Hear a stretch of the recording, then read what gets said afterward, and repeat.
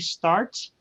And then as I invite, I'll be asking Jennifer questions, everybody else can. So everyone, welcome to Congregation Mikveh Israel, our Rabbi Interviews. I'll say that one more time because I'm never sure if I start in the right moment.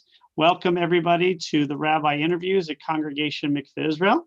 We had listed we were going to interview Leslie Westmoreland, who is our incoming president and will be the fourth woman president in the history of our congregation. She was unavailable at the last second, and we'll have her on another time. But we're going to invite now Jennifer Rich, who came on before as our executive director, speaking about the food festival that we had in the fall. And what she's going to do today is talk about what we're doing now with COVID and what the synagogue is doing in preparation for all of the issues going on in the world, and also what's coming up in the future. So again, welcome, Jennifer. Hi, everybody. And if you don't know, she's the executive director. Why don't you give us like a 5-minute bio about you, if you don't mind, and then we'll go on to the 5 minutes. That's a long bio. All right, can everybody hear me first of all? Okay, good. So I am originally from Colorado. I was born and raised in Denver, and I went to university my first year in California, and then I ended up going back to University of Colorado and graduated with a degree in kinesiology, which is sports medicine, and graduated in, what year was it? About 1995 or so. And the beginning of my career, I was a personal trainer. I worked at the JCC in Denver for about 10 years and had clients that ranged in ages from teenagers all the way up to my oldest client was about 90 years old. And it was a wonderful career. I love chit-chatting and talking, so that's what I got to do all day. I used to get in trouble in elementary school for talking too much, but this job was perfect for me because everybody loved the fact that I chit-chatted. And then Jason, my husband Jason, and I met in 1999. I was 29, he was 30. We dated on and off and ended up getting married in March of 2001. We were still living in Colorado at the time, and we had my oldest daughter in 2003. Her name is Sophie, for those of you who don't know, and I was an at-home mom during that time. So she was born in 2003, and Colorado, Denver, if you've not been there, or if you haven't been there for a long time, it was growing just by leaps and bounds. When we grew up there, Jason also grew up in Denver, but he lived about 20 miles south of where I grew up. So we never actually met, even though my grandpa and one of his uncles were friends, but that's a whole nother story. Anyway, we were seeing the writing on the wall with how busy Denver was getting, and we really, though we loved the advantages of a big city, you know, all the sports teams and theater and great shopping and good, wonderful music and a great symphony, all of those fantastic things, the day-to-day was getting hard because the traffic and all of that. So we started looking at different places to move. We wanted a small town. We wanted a good Jewish community. We wanted to be in warmer weather. We wanted a really strong Jewish community. And we looked on the West Coast and the East Coast because my sister's in Atlanta. And at the time, my brother was in Los Angeles. And through about a year's long search, we found Savannah and just fell in love with it. So in 2005, we moved to Savannah with Sophie. She turned 2 right after we moved here. And then about a year, 2006, we had our youngest daughter, Ellie. And I was still at home with the girls, but was doing a lot of volunteering. I was at the time we were members of Agudat Achim, so I volunteered there. I was on the board. I did volunteering at the Federation, and then also at Rambam Day School, and really enjoyed the volunteering. And in 2008, my husband Jason's business wasn't doing well. So over the course of a couple years, it looked like I was going to need to stop being home full time and start working again, which was, I was really ready. I was home for 9 years. So that enabled me to be home through like 4th grade for Sophie and 1st grade with Ellie. I felt extraordinarily fortunate to be home with them during their really young ages. And a position became available of community programming director at the Federation and the JEA here. It was a combined position. And even though my background is in sports medicine, with all of the programming experience I had as a volunteer, and also as part of my time at the JCC in Denver, I ran the youth sports leagues. I had a lot of experience in planning events and coordinating things, and Adam at the JEA and Federation gave me a chance. And I guess you could say the rest is history. I was there for a little over 3 years. As community program director, my portfolio included the senior lunch program, the Thursday lunch program. I planned the film festival, Yom HaShoah, the PJ Library programs, essentially all the cultural Judaic type of events that we did through the Federation and the JEA. And it was a really incredible 3 years. And at one point, I was nominated to participate in a national leadership program, which was called the Jewish Experiential Leadership Institute. And that was through the National JCC movement, as well as with JTS, the Jewish Theological Seminary. And that was an 18-month fellowship. And it was all about learning to lead from a Jewish perspective. And we did, I was part of a group of, I think there were 24 fellows from all over the United States. And we traveled and met together about every quarter for different leadership lessons and learning how to do Devar Torahs. And one of the interesting things I'll mention real quick is right now, as you know, in our weekly Parsha, we're talking about leadership through Moses and Joshua. And that was a big piece of what we learned. So taking lessons from the Torah and applying them to being leaders within Jewish organizations. So that was an incredible program.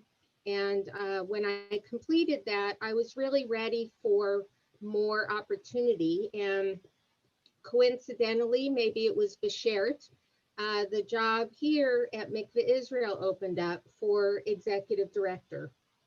So I applied, and I started in 2015. So I've been with the temple for 5.5 years now. And it's been an incredible experience of learning and growing. And it's been a lot of fun working with Rabbi Haas. Sometimes he's like a cat, and trying to keep him going in one direction is challenging, but he feels I'm challenging too. But we love each other at the same time. So I'm very fortunate to work with a rabbi like him who is willing. He wants to focus on his stuff. I focus on my stuff, and we work together, but we don't try to jump into each other's lanes. So that's my background. I hope that wasn't 5 minutes, but maybe it was. So that was more. I mean, the point of it was just to get to know you a little bit, because again, this will be on YouTube. So we'll have, we have like 5 or 6 who usually come on, and then we have about 10 to 15 to 20 who, or maybe more, who look on it later. And I'll mention really quick. So my 2 daughters, Sophie is 17 now, and Ellie is 14. Sophie's a senior in high school, and Ellie is a freshman in high school. And then Jason, he's been doing the video production work for the temple since we went online. So he's been a lucky asset for us, and he's really loved also working with the rabbi to do all of the video production work for the High Holy Days and the services since in March. He's an electrical engineer that has a wide range of things in his tool belt that he can do with technology. So that's it. And it's great. I mean, we're so fortunate to have them. She also just finished her master's, which was wonderful. And we're so excited about that. And her daughter, by the way, Sophie, is very bright. She's waiting to hear if she got into MIT and Georgia Tech and all of these incredible colleges. So, and we're fortunate to have Jennifer as part of our community. So what we're going to do today, and again, everybody on the Zoom call is invited to ask questions. We're going to talk a little bit about what we've been doing through COVID, what we're doing now, and what we're hoping to do in the future in terms of programming, services, assisting people in need. So if you have any questions, please just ask. So first of all, what has been the biggest challenge you think this past year? I think our biggest challenge, first of all, was being able to pivot quickly to producing the online services in an effective way. We had been talking about starting to stream services for quite some time because we were recognizing that it was getting harder for some of our older congregants to make it to services, especially like the Friday night services and people driving at night was getting really challenging. So the thought was in the back of our mind, but when we closed on March 25th, we knew we had to do it immediately. And it was a big challenge. I don't know if you all watched our early Shabbat services. I think we did an excellent job, but the technology was very challenging. When you're doing a live stream of a service, you can get a lot of technical challenges because of the nature of the internet. Our devices that we use are professional level, but they're certainly not the level of a NBC or a CBS. So there's a lot of instability in the technology when you have good equipment, but it's not, the super high level equipment. So that was challenging, but I think that everybody rose to the occasion to make it work. Fortunately, you, Rabbi, are very willing to be creative and try new things, and Jason is as well. So that was a big challenge, getting the Shabbat services up and running, getting other people involved. The first 2 months, it was very challenging with people sending in videos and figuring out how we were going to receive the videos, how to explain the technology of making the video and then sending it to Jason. But so that took it some time to work out the kinks in that system. And then the other side of it was the office staff. So I end up being the IT person as well as the executive director. And even though I'm pretty good at technology, there's certainly things that are above my head, and it just takes time to figure it out. So fortunately, Jason had a lot of experience in working remotely through his business.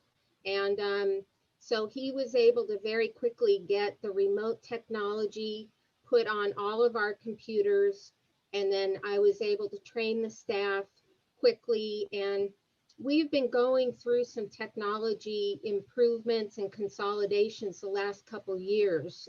So for instance, we used to use 2 or 3 different types of software for email and for our calendar and for our internal communications. And I had consolidated and streamlined everything onto the Microsoft platform. So you can access that no matter where you are. Little did I know how important that was going to be. So by having that streamlined ahead of time, that was great. And then by getting the technology on the computers so that people could access our software, but really our all of our what am I trying to say? All of our reports and all of our paperwork and all of our content that is stored in this building, that remote technology took everybody learned it very quickly. Fortunately, it's quite intuitive to use. So that was a big switch. And then number 3, shutting down the museum and the tours was huge for us. We shut it down in March, when we closed the building, and we were just heading into our busy season. So for those of you who aren't as familiar, we generally bring in about 12,000 visitors a year through the course of the entire calendar. And by us closing in March, we lost 80% of that business last year. So we really needed to make adjustments as far as our budget, make adjustments as far as being watchful over our expenses, and make sure that we're very wise in what we spend, so because we can't easily replace that kind of income. So anyway, I guess those were the 3 biggest things: was getting online streaming of the services, getting access to the staff to be able to continue working, and then being very budget conscious. I'll mention one really excellent silver lining through all of this is within about 2 weeks, I got a call from the Marshes at the landings, and they were able to stream our services for all of their residents every Saturday. And a lot of the people who live at the landings have not been coming to services for some time. So I think what we're doing is making Mikveh Israel accessible. And in fact, on our YouTube channel, we have almost 600 subscribers now. And during the High Holy Days on I think Kol Nidre was one of the largest watched or most watched services.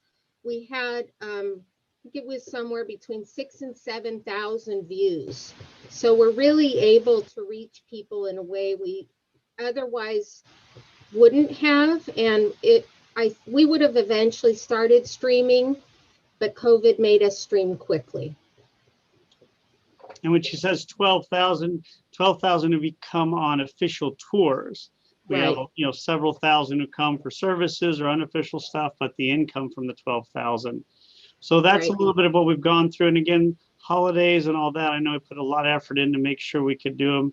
Some things were very successful right away. Some things were not, and we had to work at it. But again, I think everybody was at a learning curve. The people who had more experience in this, for instance, like Asbury, who was already filming their services, I think probably it was a little easier to transition. Now we're in January 12th, 2021. The vaccine, although not readily available yet, is now becoming more and more available. What are we doing now, and what are we looking to do in the future?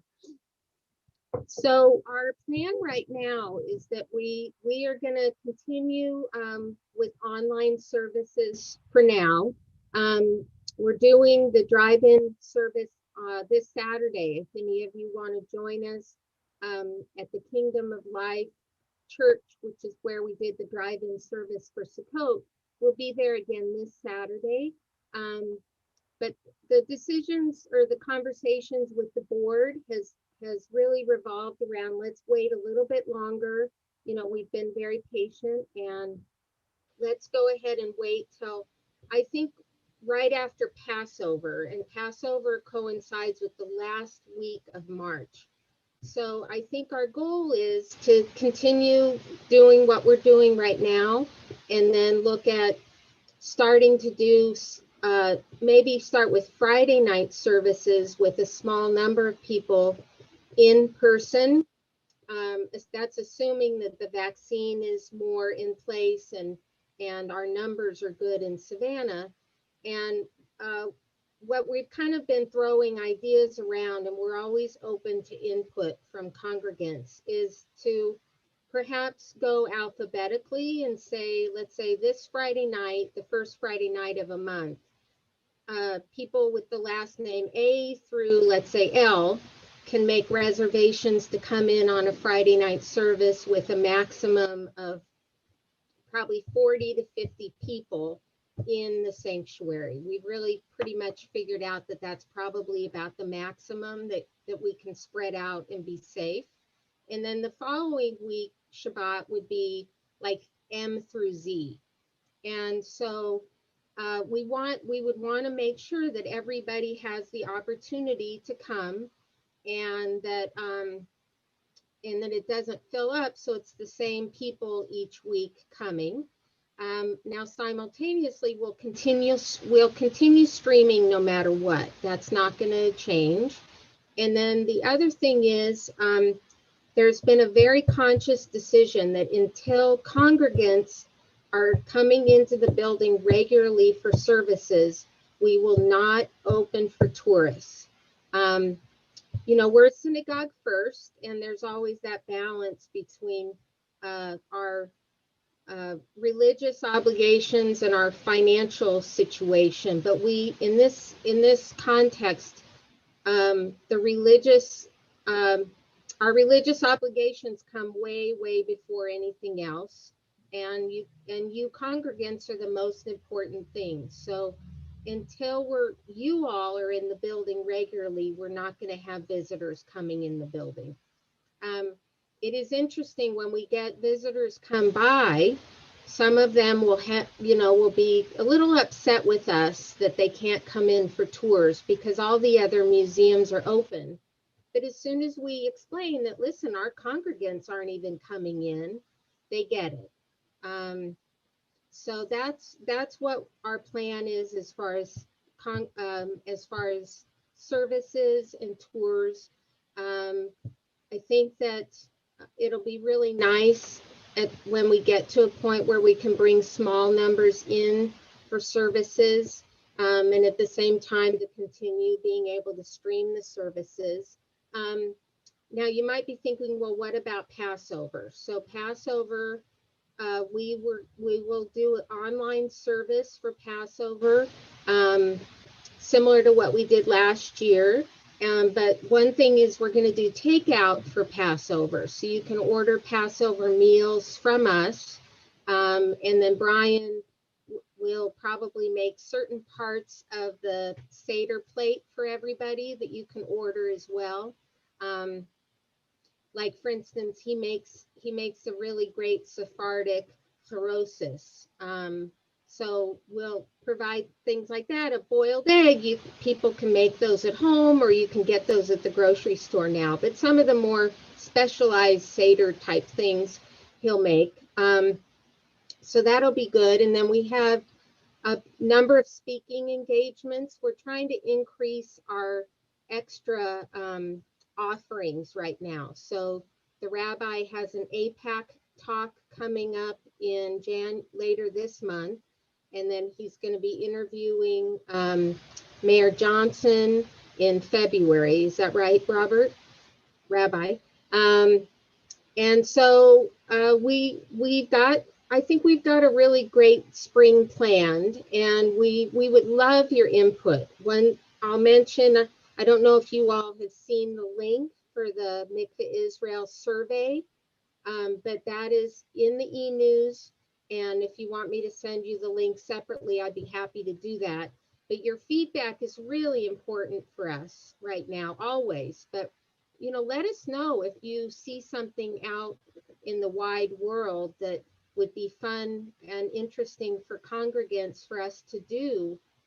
We would love to add to our programming to ensure that you feel connected to us and you feel like we're still your synagogue, even if it's from a distance.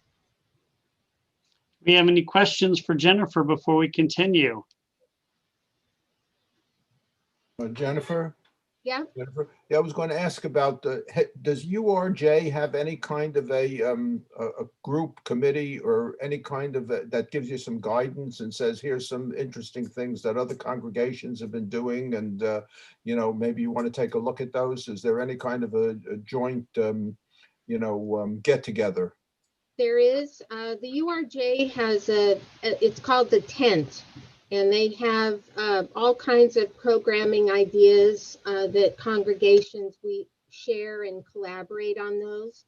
And Tim really keeps his finger on the pulse of what's going on in the tent. So for instance, we've seen some good films coming up, and that you can get the film and screen it, and then you can get the filmmakers and have a conversation with the filmmakers. So we've seen some of those things. And then some of the different speakers that are normally on the circuits, talking about Israel or talking about Jewish food or history, they're all promoting to do online types of things too. And it's just a matter of really finding out what you all are interested in, because we all have our ideas, but there might be something that would be of interest to you that we didn't think about, that we can go out to the tent and say, hey, our congregants are looking for this. Can you help us get this for them? I just wanted to say that, we've been watching, throughout the COVID, and the caliber has improved significantly, I think, and the addition of some of the videos are just beautiful. And Cantor Portnoy, I think, was a great addition that, came on, and he and Kelly together just sing beautifully during the service. Yeah. So I think the whole combination is kind of gelled beautifully. Oh, thank you. Thank you. Yeah, we also had a destination Bat Mitzvah several weeks ago. It was two young ladies from Florida. It was just 6 people who came, the mom and dad, and then the girls and their rabbi. And this was something that had been planned for a long time. And so these girls had just magnificent voices. And we got permission from her mom and dad to use some of their singing and prayers in our services. So, as we built up this library of participants, I think it's continuing going forward, going to enable us to add more interest and creativity and beauty to the services as we continue this way. Other questions? Now, the next question obviously is, what are we going to be doing for the summer and high holidays for our congregation? So the summertime, I anticipate or hope that summertime we'll be able to have in-person services. If more and more people get the vaccines, then maybe we'll be able to do small Friday night and Saturday services. So we'll kind of see what's going on with that. I anticipate with the anniversary weekend, which is always, right around July 11th, we'll do a big anniversary celebration online. Last year we did a really excellent service for the anniversary, but I think this year we would, I think it'd be really great to do a couple nights of events, maybe have a historian do a talk on one of the nights, maybe start a Thursday night, then do a Friday night and a Saturday. So I think this would be a great year to add a lot more history and more interest to that weekend, or make it more of a weekend celebration. And then the plan for the High Holy Days, I think, I have a feeling it's going to still be online, but perhaps we can rotate people out. One person made a great suggestion that if we could only have a limited number of people in the sanctuary, even at that time, we might say, okay, you can sign up for Erev Rosh Hashanah or you could sign up for one in-person service to come, and then you'll watch the rest of the services online. So that might give everybody a chance to come in the sanctuary at least for one of the holidays, and then we'll stream the rest. So if we do it that way, I think what'll be different than what we had this past year is where we pre-recorded everything this past year and then compiled it into one stream, one video. I think this year it'll be a combination of live as well as maybe some recorded pieces, depending on, it depends on the traveling conditions and, what we decide to do as far as music is concerned. We love Rabbi Haas, but he ain't no cantor. So, but I think we're going to end up doing a combination of things for the High Holy Days this year. So people can come in, but we also will have the streaming. Could you talk a little bit about, I know we have sort of, Savannah's got a very unique arrangement with their religious school, right, with the JEA? So how is that working out now with the virus? Yeah, so Mikveh Israel and Agudat Achim have a combined Hebrew school program. It's called Shalom School, and that has actually been in existence, I think now like 26 years. It was developed as a combined program because I think both congregations realized that with such a small Jewish community, it was going to be impossible for our congregation or their congregation to be able to have the right number of kids to sustain a Hebrew school. So an example of that is when my girls were little, the predominant or the largest number of students in the Shalom School was from Mikveh Israel. Right now, the largest number of kids in the Shalom School are from Agudat Achim. So by having a combined school, you can ensure that even though there's waves of kids at each congregation, the waves kind of balance each other out. When you've got a lot of kids from our congregation, it seems like there's less kids from theirs, and then vice versa. So what they normally do is on Wednesdays, they meet at Agudat Achim Wednesday afternoons for their Hebrew school lessons or Hebrew part of it. And then on Sundays, they meet here at Mikveh Israel for their general Judaic studies, learning about the Bible and learning about the holidays and learning about Tikkun Olam and Tzedakah, our morals and values.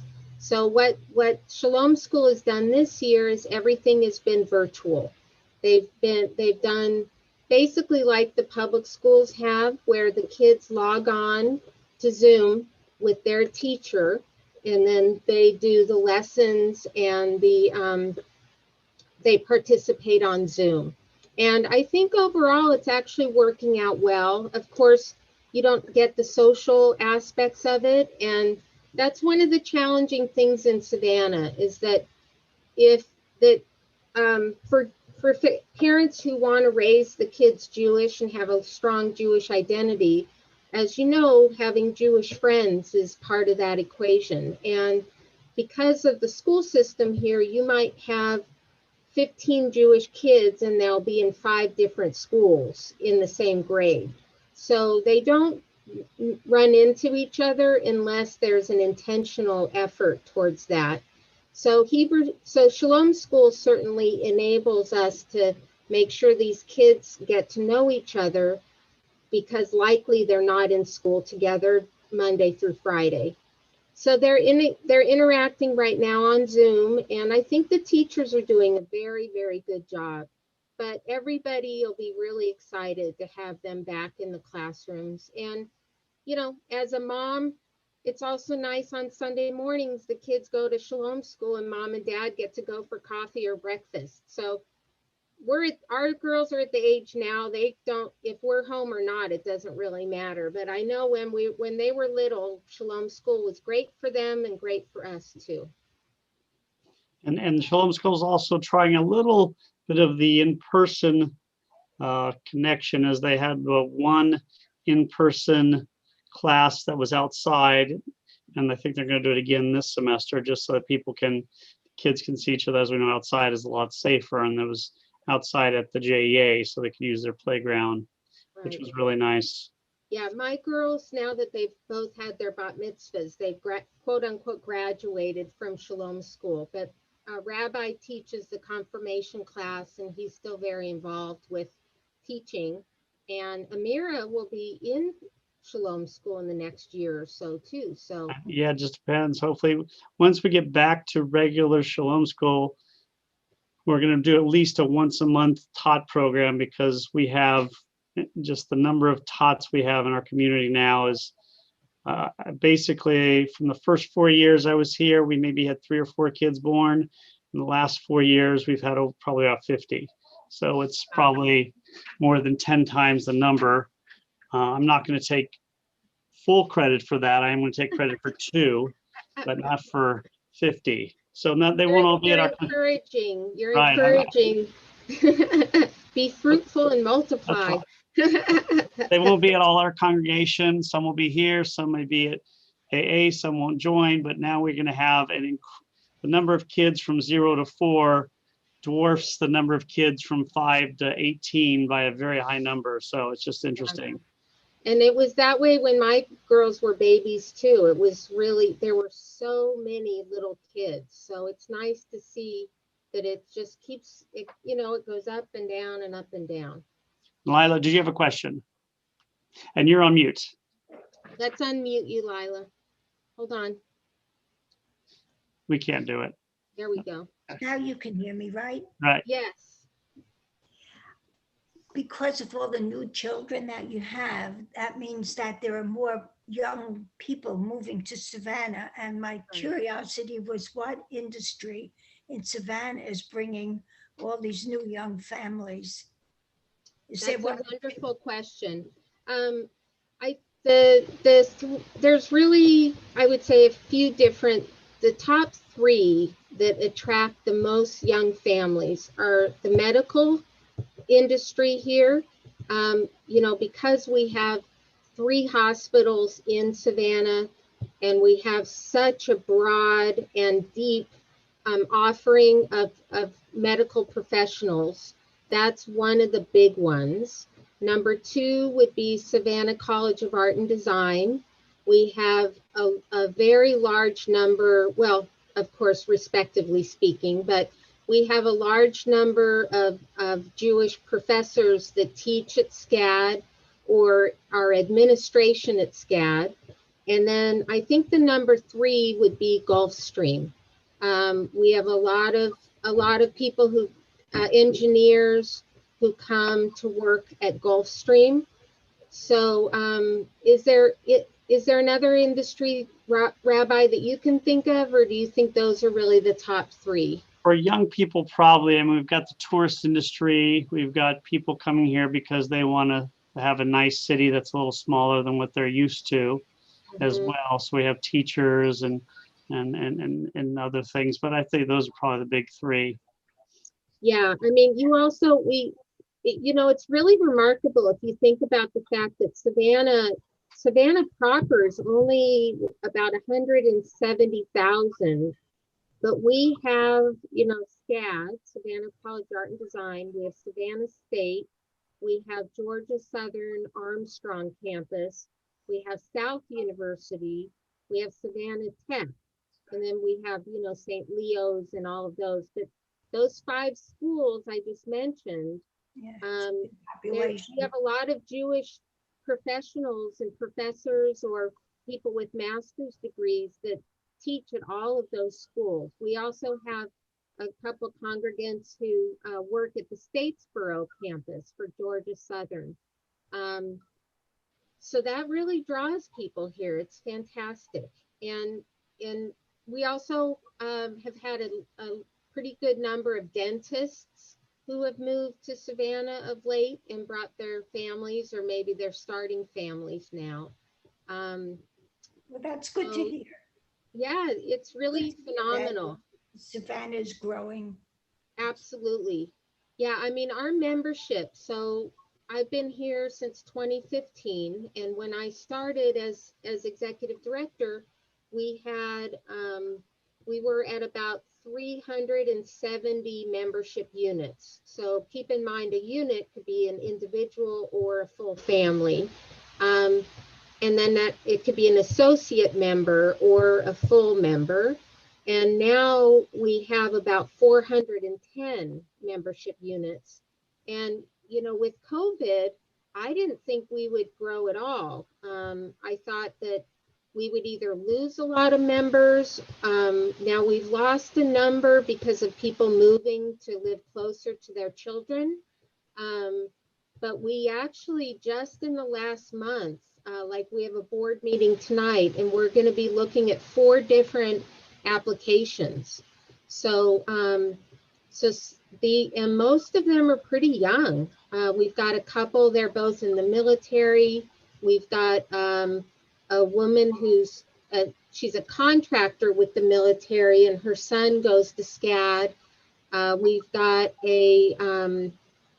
let me see, a family. The woman grew up in Savannah, and now she's moved back to retire in Savannah. I think they were in like New York for many, many years.